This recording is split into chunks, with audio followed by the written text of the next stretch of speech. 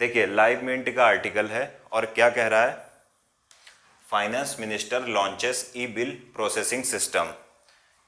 क्या लॉन्च किया है हमारे फाइनेंस मिनिस्टर ने, e bill processing system to bring transparency and expedite process of payment. तो देखिए हमारे जो वित्त मंत्री हैं श्रीमती निर्मला सीतारमण जी ने, उन्होंने एक ई बिल प्रोसेसिंग सिस्टम को लॉन्च किया है। तो इकोनॉमी की न्यूज़ है, तो चलिए देखते हैं कि आखिर ये न्यूज़ क्या है और क्यों इम्पोर्टेंट हो जाती है हमारे लिए।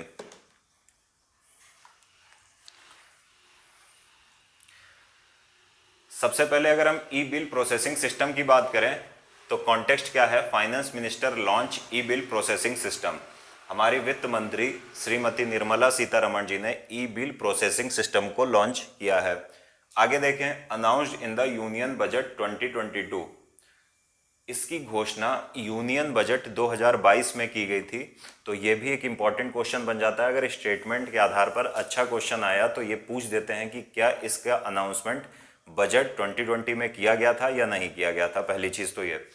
अब हम समझे ई बिल प्रोसेसिंग सिस्टम होता क्या है। देखिए सबसे पहले ये समझिए कि सरकार को भी कुछ चीज़ों की ज़रूरत होती है, जैसे the suppliers and various goods and services to the government. देखिए सबसे पहली चीज़ ये है कि सरकार को भी गुड्स एंड सर्विसेज की ज़रूरत होती है अपने रोज़मर्रा के कामकाज के लिए। जैसे मैं एक एग्जांपल बताता हूँ कि सरकार को मिनिस्ट्रीज़ के कार्य को करने के लिए बहुत सारी स्टेशनरी की ज़रूरत पड़ती होगी, यानी मतलब रजिस्टर वगैरह की ज़रूरत पड़ती होगी, उसकी सप्लाई कोई करता होगा। तो मान लो the suppliers and various goods and services to the government, जो लोग सप्लाई कर रहे हैं वो सरकार को बहुत सारी गुड्स एंड सर्विसेज की सप्लाई करते हैं। Submit physical ink signed copies of their bills to the respective ministries department offices. मान लो सरकार को स्टेशनरी की ज़रूरत हुई, तो सरकार को स्टेशनरी की ज़रूरत की पूर्ति कैसे होगी, सरकार बेसिकली टेंडर इशू करती है और उस टेंडर को जो व्यक्ति भी प्राप्त करता है फिर वो उस गुड्स की या सर्विस की सप्लाई करता है। उसके पश्चात जब सप्लाई हो जाता है तो बिल को उस मिनिस्ट्री या डिपार्टमेंट या ऑफिस के पास भेजता है। फिर वो मिनिस्ट्री ऑफिस डिपार्टमेंट इस बिल की जांच करता है और उसके पश्चात उस व्यक्ति का पेमेंट होता है, कॉन्ट्रैक्टर का पेमेंट होता है, जिसमें बहुत अधिक समय लग जाता है। ये समस्या थी प्रेजेंट की। अब इस समस्या के समाधान के लिए आपके सामने अभी सरकार ने लॉन्च किया है ई बिल सिस्टम। अब ये ई बिल सिस्टम क्या है, vendors suppliers can upload their bills online along with supporting documents. जो भी वेंडर हैं या सप्लायर हैं उनके जो भी बिल्स हैं उनको वो ऑनलाइन, सरकार एक पोर्टल लॉन्च करेगी, उस पोर्टल पर ऑनलाइन ये जितने भी वेंडर्स हैं सप्लायर्स हैं ये बिल को अपलोड करेंगे और सीधा वो बिल किसके पास चला जाएगा, सरकार के पास। साथ ही साथ उस बिल के साथ साथ जो भी और बहुत प्रकार के डॉक्यूमेंट होते हैं जो बिल को प्रमाणित करते हैं वो भी इसके साथ अपलोड कर दिए जाएंगे।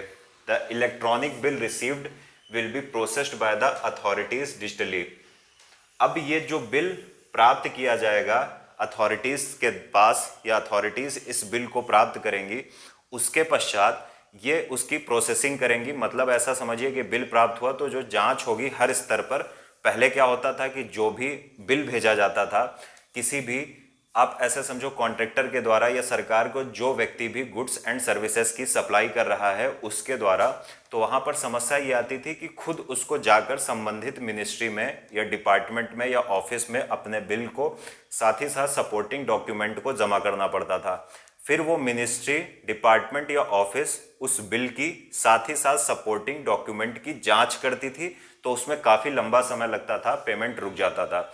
इस सिस्टम में क्या होगा कि जो लोग भी सरकार को गुड्स एंड सर्विसेज की सप्लाई करेंगे वो अपने बिल को सरकार द्वारा बताए गए ऑनलाइन पोर्टल पर अपलोड कर देंगे सपोर्टिंग डॉक्यूमेंट के साथ।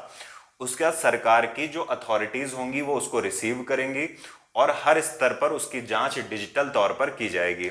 और जब सारी जांच हो जाएगी तो उसके पश्चात सरकार की अथॉरिटीज़ क्या करेंगी, finally the payments will be credited digitally to the bank account of the supplier.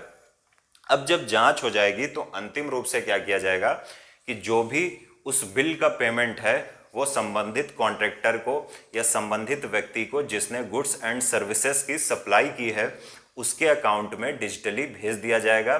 तो ये है पूरा ई बिल प्रोसेसिंग सिस्टम। अब इसको डेवलप किसने किया है? मिनिस्ट्री ऑफ फाइनेंस या वित्त मंत्रालय के अंतर्गत एक डिपार्टमेंट मिलेगा, डिपार्टमेंट ऑफ एक्सपेंडिचर। इस डिपार्टमेंट के अंतर्गत एक ऑफिस है, the office of the controller general of accounts. अब ये जो ऑफिस है इसके अंतर्गत एक डिवीजन है, प्रभाग है, पब्लिक फाइनेंशियल मैनेजमेंट सिस्टम। तो याद रखना कि मिनिस्ट्री ऑफ फाइनेंस के अंतर्गत पब्लिक फाइनेंशियल मैनेजमेंट सिस्टम एक जो डिवीजन है उसने ई बिल प्रोसेसिंग सिस्टम को डेवलप किया है। तो उम्मीद है ये आप समझ पाओगे। अब इसके सिग्निफिकेंस या महत्व क्या है? इससे ट्रांसपेरेंसी बढ़ेगी। सीधी सी बात है, अगर सारा काम ऑनलाइन हो रहे हैं तो ट्रांसपेरेंसी, पारदर्शिता बढ़ेगी। ऐसा नहीं होगा कि हम आपका पेमेंट करा देंगे, आप हमको इतना कमीशन दो। तो उम्मीद है कि इन सारी समस्याओं से निजात पाया जाएगा। टाइम एफिशिएंट मैनर में काम होगा। पहले ऑफलाइन काम होता था, जब बिल आता था, सपोर्टिंग डॉक्यूमेंट आते थे तो 3-4 महीने में जांच होती थी, फिर पेमेंट होता था। अभी सारे काम डिजिटल ऑनलाइन होंगे तो जल्दी सारी प्रोसेसिंग होगी, उसके बाद पेमेंट हो जाएगी।